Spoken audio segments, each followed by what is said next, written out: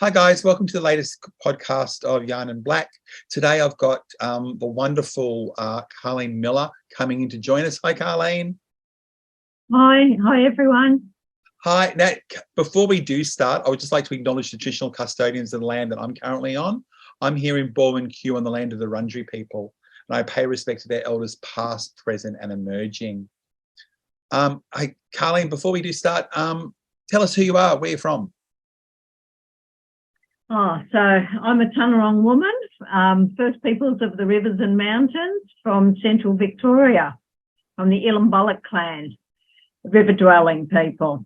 And I'm coming to you from Templestowe Lower, from my home, which is also on Wurundjeri country, and I too pay my respects to elders past, present and emerging. And happy NAIDOC to everybody. Yeah, happy NAIDOC. But by the time this one goes live, it will be after NAIDOC. But at least you know we're recording it in NAIDOC week. That's it. Cool. Have you always lived in Melbourne? Yes, I've born and bred and grown up in beautiful Wurundjeri country all my life. That's lovely. Now, you've worked in a number of places, and I met you probably about 12 years ago. Maybe I'm trying to work it out while you're at the dental hospital. Yep, I was at the dental for 10 years. Prior to that, so I started working a long time ago. I'm in my 60s now, but I started working in social work initially. And then in Aboriginal health, my first position in Aboriginal health was working with our elders at ACECS, Aboriginal Community Elder Services. I worked there for about 5 years in their Kuri CAPS program, assessing the needs of our elders and supporting them to live independently in the community, brokering services for them so that they could live independently. I did that for about 5 years. Then I worked at dental for 10 years as their first Aboriginal Liaison Officer at the Dental Hospital in Melbourne.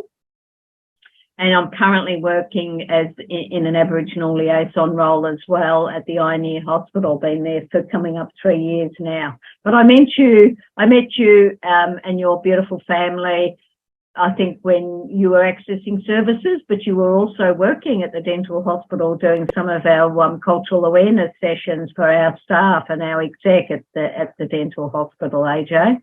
So it would have been about 12 years ago. Yeah. And the interesting thing is you've gone from dental to the ear and eye hospital. Yeah, well, that move was intentionally in a way because I've stayed in we're still a specialist service at the ACECS Hospital, so it's quite different from working in a large acute mainstream hospital. Yeah, I'm really enjoying it, very challenged at times with my work there. It's quite different. It's not just a clinical role. I do a lot of the program development and the work on the reconciliation action plan for the hospital. I do a lot of training for the upcoming nurses being trained through the hospital in cultural awareness, some of their policy development, the Aboriginal Employment Plan and acknowledgement to country policy. Yeah, so it's a good role. I've got quite a mix of clinical plus doing other responsibilities that are a bit more challenging. A question to you, what does reconciliation mean to you?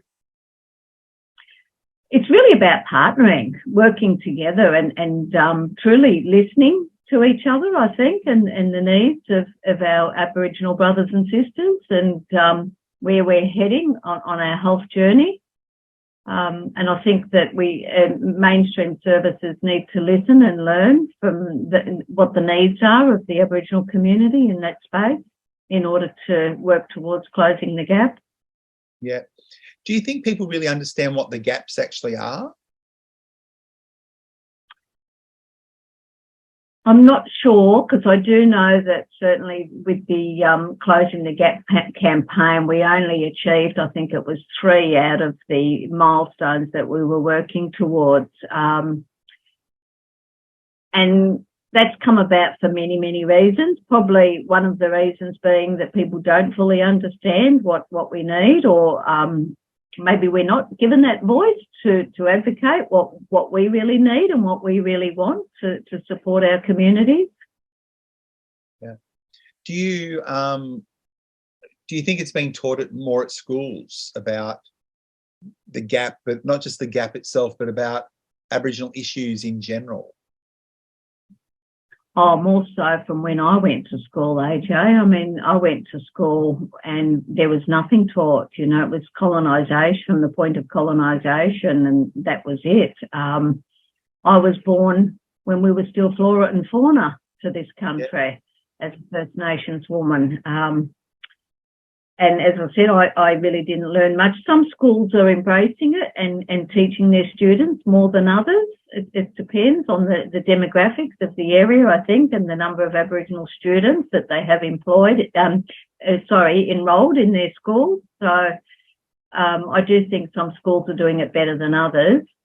But I am pleased to see that it is it's part of the curriculum now. It's becoming part of the curriculum more so in more and more schools. So our children are learning, and that's where we have to start teaching about Aboriginal history and the legacy of our history from the early years, the early learning years. Yeah, no, I agree with you. I do think at the moment there's still some teachers struggling a little bit about understanding the history themselves, let alone being able to teach the kids the history, if that makes sense. I think that learning or wanting to learn depends upon one's own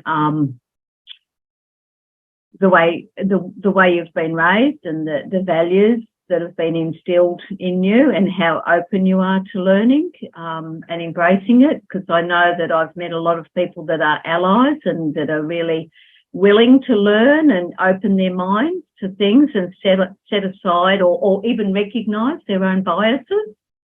That might be something that's been instilled from their early years. And it's hard for some people to recognise their own biases and move on and open their minds to that learning of Aboriginal ways. Yeah. And even as an Aboriginal woman, you're on your learning journey as well, aren't you? Like, I know people go, AJ, you're a consultant, you should know everything. I don't know everything. No, none of us know it. We only know what we've experienced and what we've grown up with. Personally, I didn't learn of my Aboriginal heritage until after Nan passed away, and that was when I was a married woman. I was expecting my third child, and it was only at that point in time that it was confirmed that I was of Aboriginal heritage. I had my suspicions, and Nan had I spent a lot of time with Nan as I was growing up, and I remember going and doing rabbiting and picking the blackberries and learning to live off the land a little bit. So she taught me some Aboriginal ways without actually telling me that I was of Aboriginal heritage. But it made sense as I got older, and I thought, well, maybe that's why Auntie so-and-so is so dark-skinned. You know, it became more apparent to me that and why I feel and sense things in a different way, I guess. So it did make sense to me once I found out, but I didn't know that that was the case, as I said, until I was early 30s. And I've embraced it ever since because it is a big part of me. I have an Italian heritage from my father's side, but my Aboriginal heritage is from mum's side of the family. So I embrace it, and I'm still on my learning journey. As you say, we all as Aboriginal people know as much as we know, as much as we've learned. And I try and share that with people that I meet because I embrace it, and I love that that's part of me. Do you find that there's a lot of Aboriginal people that don't know much about their history and culture? Oh, for sure. I met a lot of Aboriginal people I've met a lot in my journey, particularly working in hospitals, and a lot of people don't know, and sometimes I feel as though they're a bit disadvantaged because nowadays there's a lot of requirement for proof of Aboriginality, and a lot of our people don't know their connections and their mob, and if they're second or third generation stolen and have been brought up in foster care, and they don't know. They want to know, but it's very hard to find that information sometimes for those people. So I do think that they're a bit disadvantaged. So 5, 4, 3, 2, 1. So, Carleen, how do you define Aboriginality? For me, it's I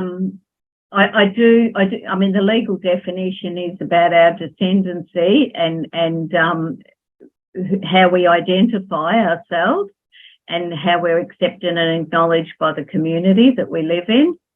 And I guess I sort of follow that guideline a little bit, but I know who I am and I stand strong in who I am.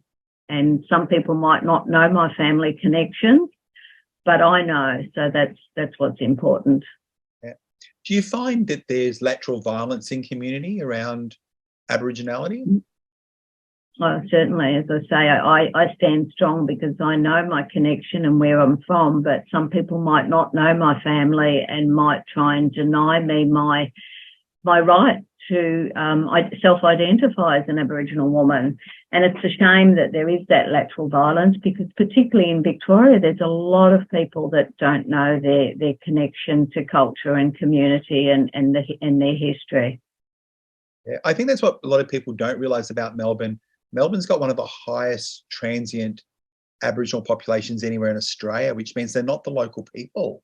They're people from all over Australia, and they come with their own stories. And I think as well, I don't think I've seen a capital city with so many gathering places around it as well. And, you know, gathering places are established for lost souls to kind of reconnect. And we're actually in that melting pot right at the moment.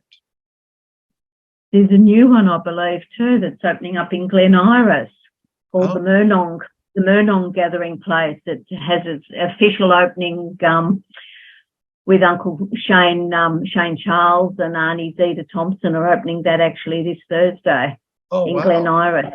So that's under the city of Boroondara, that they recognised they needed to have another gathering place, because Mullam, as you know, is out in Ringwood Way. Yeah. So they wanted something a bit closer for people. I think they've got, I'm not sure, 1,500 or something like that, Aboriginal people that identify in the city of Boroondara. Yeah, I think when I first heard those figures, I was a little bit shocked, but I shouldn't be shocked because we don't, like Aboriginal people, again, my own stereotype would be, what am I looking for? Who am I looking for? If that makes sense. Yeah. Well, that's right. We can't tell by looking at each other more often than not. It's by having that yarn and talking about our connections. And it's really interesting. I've met so many people, as I say, in working in health, so many Aboriginal people, and I find that I'm connected to so many of them. Being a Victorian Aboriginal woman, I'm connected to so many of people that I meet on my journey. So it's wonderful. So do you have any role models yourself or Aboriginal people that you look up to? Probably my mum. Yeah. My mum tends to be my mentor and the person I go to when I need to bounce off ideas. And there's some elders in our community too that I might go to when needed. Yeah. But I'd say my number one role model is my mother. Yeah. What makes a good Aboriginal leader? I think someone that's prepared to listen and be non-judgmental, and give good advice. Give advice from the heart and the head. Yeah. Yeah. So you've got kids yourself now.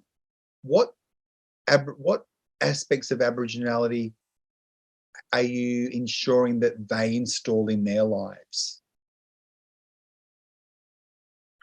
I all my children know where they're from. They know their history. They embrace that knowledge that they are of Aboriginal heritage. It was only my youngest child, who's now 19, that was fortunate enough to go to Yapra preschool, where he learned his culture from a very young age.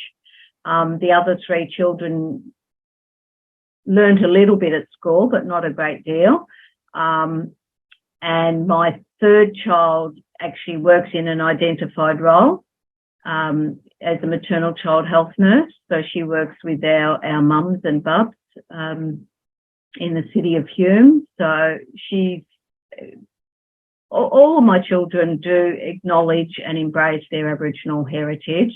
My eldest boy works for Taungurung Land and Waters Corporation 2 days a week. He's working for Envirobic.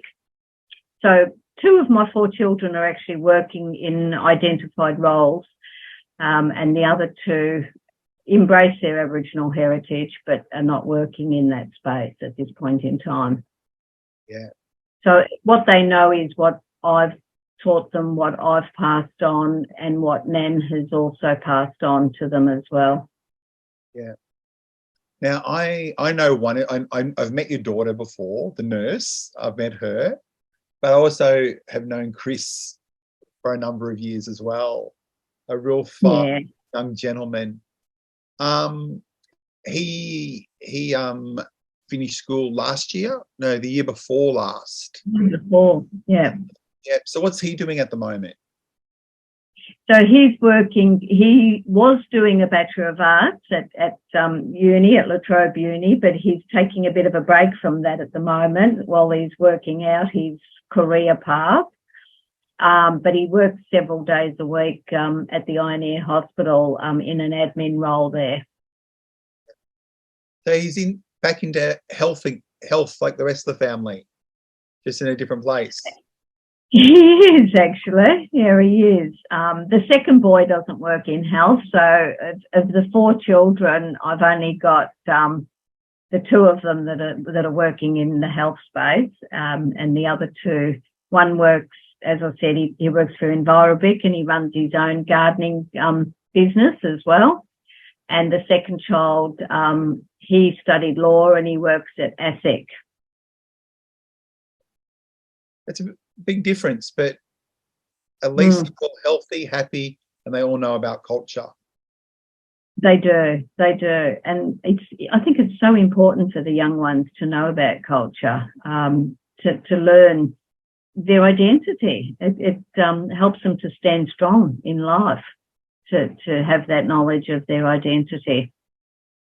Very, very important. With clients or with Aboriginal people that don't know about their identity or want to know more, where would you suggest they go to as a starting point? Usually I'll suggest that they can make contact with LinkUp, who might be able to at least point them in the right direction of where to start looking and what information they need to gather to find their family connection. Sometimes I think we need to be very mindful that finding that connection might unearth a lot of, it could unearth a lot of negative issues for that person. So I do think a person needs to be ready in their own emotional and spiritual well-being to start that journey, because it can be very difficult. Do you think people are prepared when they do start searching of how difficult it can be and how hard the process might be? Probably not, AJ. I don't know if you can ever fully prepare someone for that. There's a lady I've been speaking to, one of our clients at the Ioneer. I've been speaking to her recently, and she's going through a lot of issues with her health at the moment. And she spoke to me about finding her, and I treat her as I would any other Aboriginal patient, but she believes she's Aboriginal, but she doesn't have her information yet. And I have spoken to her about LinkUp, but advised that at the moment she needs to get some of her health issues sorted before she has the strength, I think, to go down that pathway, because, as I said, it can be a very difficult journey for people, and sometimes their family, their community might not accept them, or their loved one has passed. So it can be difficult. Now, oops, so there's some echo there. As you mentioned before, we are in the middle of NAIDOC week. What does NAIDOC mean to you? For me, it's celebrating our history and our culture and our resilience and our survival as a culture for such a long time. And this year's theme is for our elders as well? Yes, it is. It is acknowledging, I guess, that they paved the way, the work that the elders before us have done to pave the way for all us younger generations. And we need to keep on with that and doing the good work that they've done. How can we as a population keep the elders' stories alive? I think with yarning and passing those stories on to our younger generations.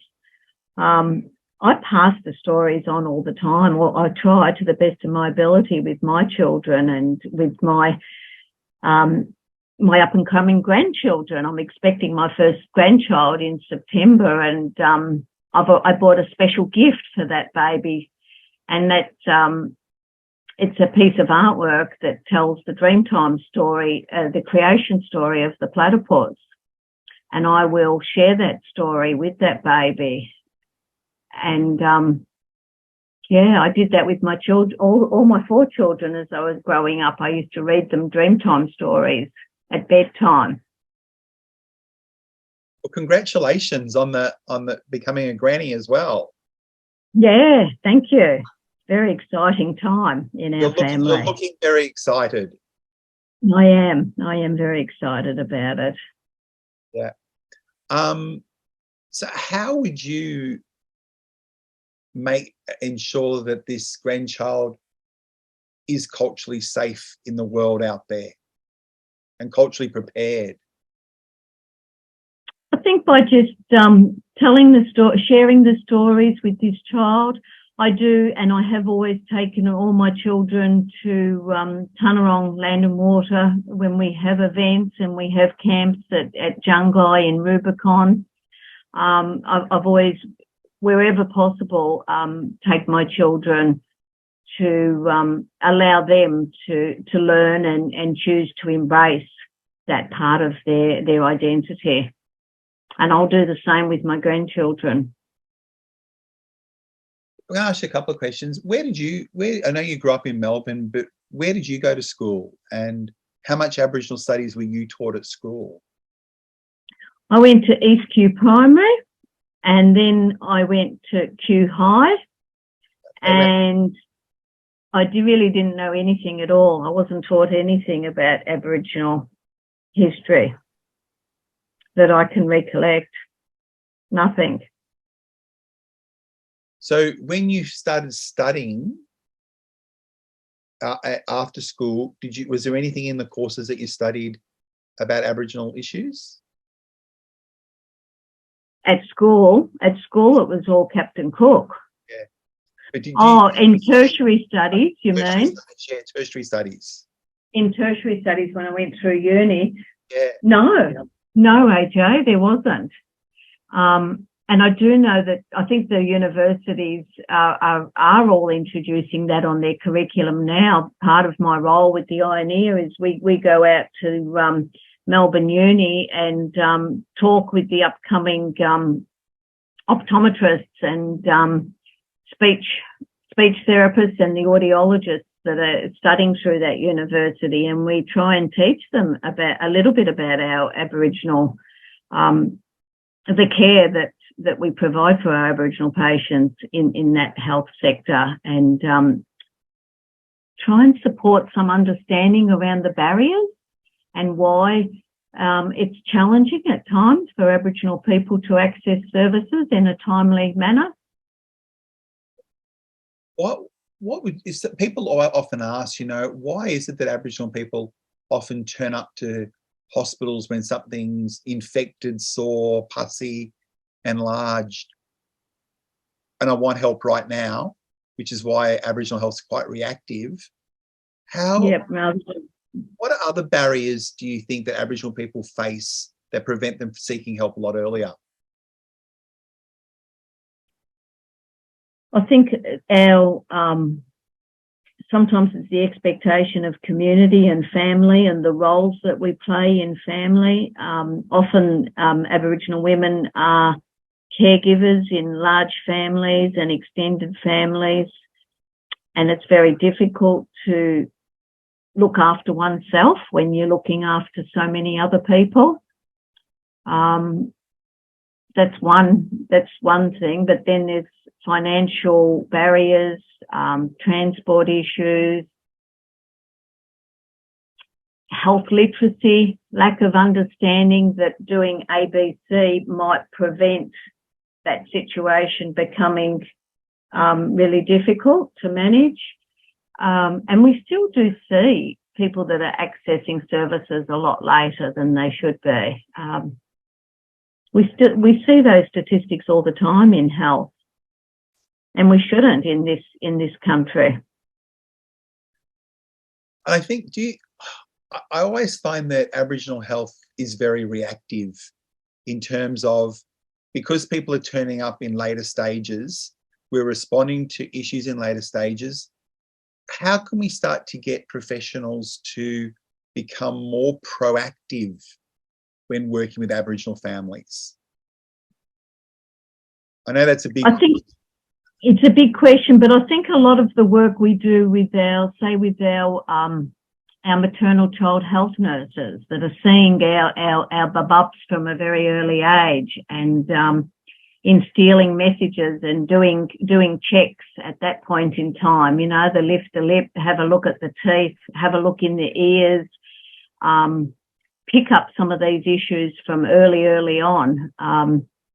And a lot of promotion around, say for older people, a lot more promotion in doing cancer screenings and things like that. There's a lot going on that didn't exist even 20 years ago when I started working in the health space. Yeah. In Aboriginal health, that is. So there's a lot more that I see that is going on, a lot more positive things to support people to understand. Our Aboriginal health workers, they do a great job in supporting people and trying to pick up things early on and support people to understand smoking cessation, things like that didn't exist 20 years ago, AJ, and there's a lot going on, I think, to help Aboriginal people to address issues from an earlier point of time when things are a bit more manageable. And you mentioned working with health professionals and students and education. What are some of the questions that often come up from the students? Ones that you hear kind of all the time. It amazes me whenever I do any training with our students or even adults that I work with at the hospital, there's this sense of guilt of, oh, I didn't know that this is the legacy of the history of this country. I didn't know. And I think people have a duty of care to find out. They live in this country. They need to go on their own learning journey and learn more about our First Nations people. Do you think that the students are much more willing to know and willing to ask questions when you're there? I think so. I tend to support understanding by using patient stories. I think that that's a very powerful education tool to share stories, because then the learning is very real for them, and tease out some of the barriers and what can be put in place, and how to, even going back to the simples of asking that Indigenous status question and letting people know that there are Aboriginal health workers at the hospital and they might be able to support their journey through the hospital. So going back to that sort of basic thing, I think will help our patients coming through. But our young ones are a bit more interested in learning. And as I say, I'm pleased to see that it is being introduced in schools and universities as part of curriculum. It's a bit late, but better late than never. Look, I didn't realise until just recently, I graduated my social work degree in 1997, and I did my nursing, finished my nursing in 1991. And yep. I think either not in my nursing course and not in my social work course were Aboriginal studies taught in. I had to go to a different university to pick up an elective about Aboriginal studies because my own social work course didn't cover it at the time. Yeah. I agree. Well, I did. It's good to start hearing it's being incorporated. It is finally, but as I say, it is being incorporated now. I did my social work studies in the early 80s, so a lot earlier than you. But and certainly at that time there was nothing in the education curriculum around Aboriginal studies, and but it is nice to see that it is coming in now. It's finally happening that the universities are recognising, hey, this is really important. We need to learn this. We need to embrace it. How do you think we can get more Aboriginal people into tertiary study to start off with, but into some of those jobs like nurses, midwives, social work, aged care? Supported placements sometimes. I think also looking at our own students here, often it's difficult. A lot of Aboriginal students that are supported in our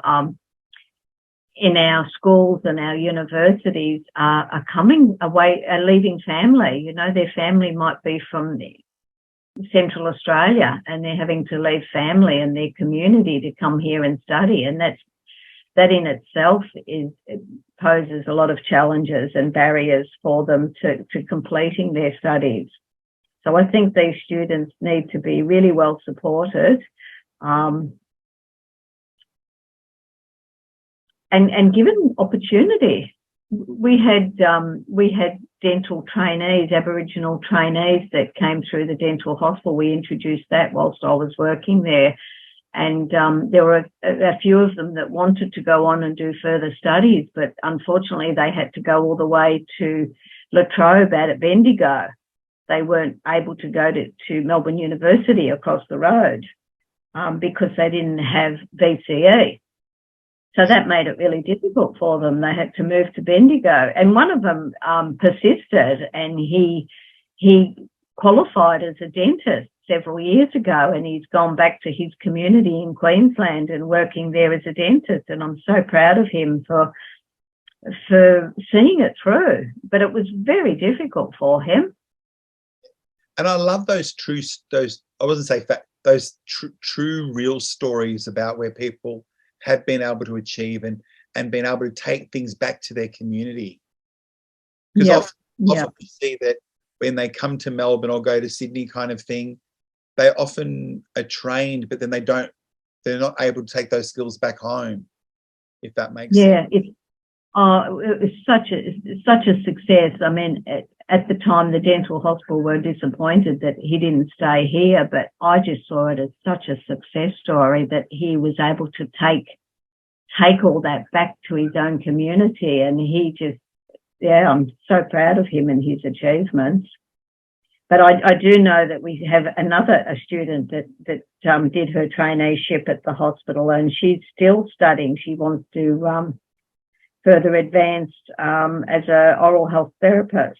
Oh, wow. So she's still studying, but has to do those studies through La Trobe at Bendigo, which disappoints me that Melbourne University weren't able to embrace our Aboriginal students and take them on board there. it would have been a lot easier for them, because then they work at the dental hospital while studying at the same time and supporting themselves, living away from family, living in Melbourne. Yeah. And if people don't know Melbourne, where the dental hospital is, it's basically across the road from the university. Mm. So it would have been a perfect partnership. It would have, because, as I say, those students mostly were coming from interstate and supporting themselves in Melbourne, and, you know, to commute back and forth to Bendigo for a few shifts at the hospital has been very challenging for them. What do you, besides, we've talked a little bit about other health. The other health that we don't always mention is mental health for Aboriginal people. And we do know that mental health in community is really high, but how can I get non-Indigenous listeners understand why is mental health for Aboriginal people at double the rate of non-Indigenous people? Oh, that's a big one too. There's a lot of... I didn't say it was going to be easy talking to me. No. There's a lot of... I see that a lot of young ones are burdened sometimes by what's going on in community. We touched on just previously about some of the lateral violence. If those people are not known in community and embraced, that there can be that lateral violence that impacts on someone's spiritual well-being. Not knowing your heritage, that again, that's another thing. And I think alcohol and drug misuse, that certainly does affect spiritual well-being, but that is often the band-aid when there are the underlying issues are mental health issues, and the alcohol and the substance misuse is the band-aid that people reach for. There's a lot of disconnect within some families that affects our young ones. I think we all have a duty to look after our young ones better, because they're our future. They really are. And I don't think people understand that, that 54% of our population is under the age of 25. So yes, we in Victoria, certainly we have a very large growing population. So we need to do better. And I work in the ENT space, and we have a lot of our children are living in out-of-home care still, AJ. That's a big issue. They're not living with their birth parents, which is a real concern. Yeah. And I think these are the stats and facts that we need to make sure that the new graduation of health professionals and the ones that are actually in the professions at the moment have a really good understanding of. Don't you agree? Certainly, yeah, certainly. Because if you can't open yourself to understanding some of these issues, I don't see how we are going to close this gap, which I believe is still standing at about 10 years or something, the life expectancy gap, which is appalling in this country in 2023. I think the hardest thing that for people to get their heads around is how recent in history a lot of these things really are as well. That people think some of this stuff happened hundreds of years ago, but we're talking about things that happened in your lifetime. When you mentioned earlier on that you were 6 or 7 when the referendum of 1967 occurred, for example. That's a really big thing for Aboriginal people. But before that 1967, as you said, that you weren't counted in the census and you weren't considered. You were considered like fauna and flora in this country. People, I don't think, would actually look at you and think, oh my God, it's that recent. Would they? Like, It is. It's very recent, and it's appalling that you know, I was 5, I think, before for the 67 referendum. Then we became counted as citizens in our own country. I struggle to get my head around that because it's just crazy. Yeah, and I think it's something that kids these days are kind of learning, but I still think the thing that's missing in schools is how the teachers teach impact. Like a teacher can teach a kid in year 10 who would have been born in 2008, 2009. This stuff happened in the 1967 referendum, but if they don't explain, that's the elders in our community right now. That's you standing up in the front of the room. This happened to you in your lifetime. I still sometimes think that the kids don't really get to connect how it relates to people today. How recent it all is. That's right. How recent it is, and how many of our elders have grown up on the missions. You know, those years were not all that long ago, really. A lot of our elders are still alive that grew up on missions. Yeah, and I know the one big thing that gets talked a bit about all the time is, you know, that as workers we have to work with a trauma-informed approach, trauma-informed practice. My biggest concern is I don't really think a lot of people understand where the trauma actually comes from, because I think they automatically go colonization, but there's a hell of a lot that's happened since colonization as well. Like you mentioned before about kids being in care and about high rates of mental health and suicide rates that are quite high and juvenile justice issues, that I think that so many people are fixated on the past and colonization. I'm not saying colonization didn't start things, but to do really trauma-informed practice, you do need to understand the recent trauma, is what I'm saying as well. Stuff that's actually happened in your lifetime, stuff that's actually happened in my lifetime. Yeah, there's a lot that's still happening. Sadly, a lot of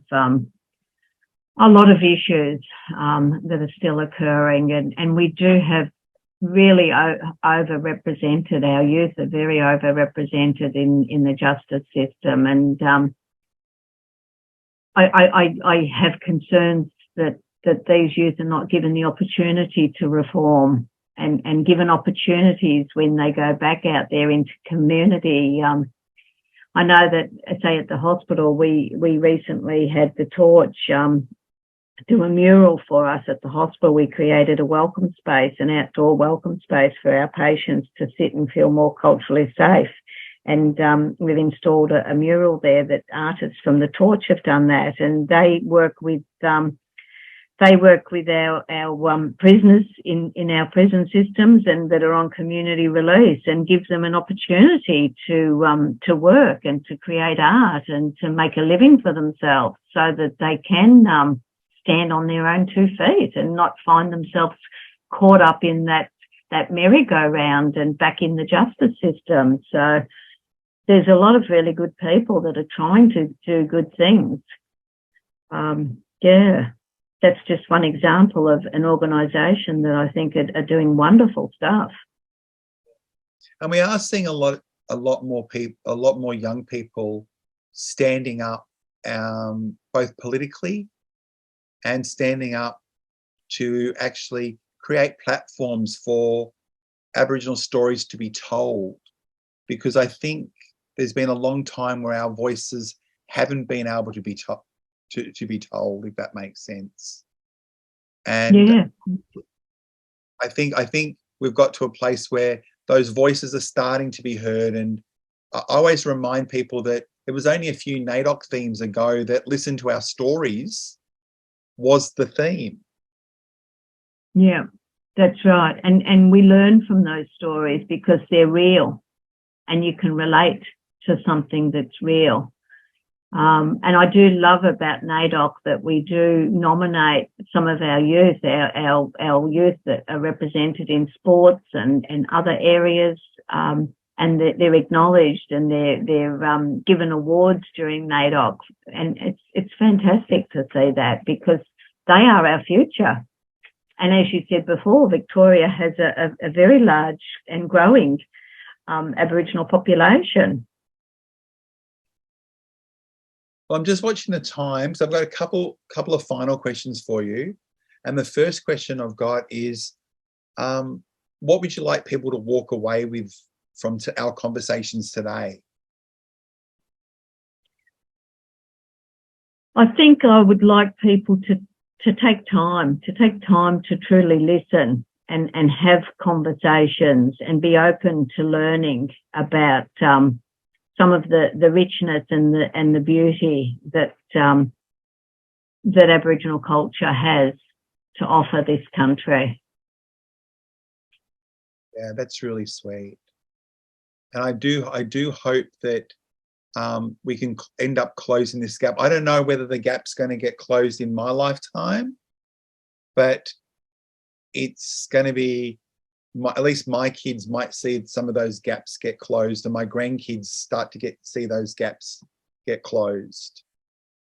I certainly hope so. And I've seen a lot in my lifetime, and I do always reflect with my children and with any young ones that I meet on some of the positive stuff.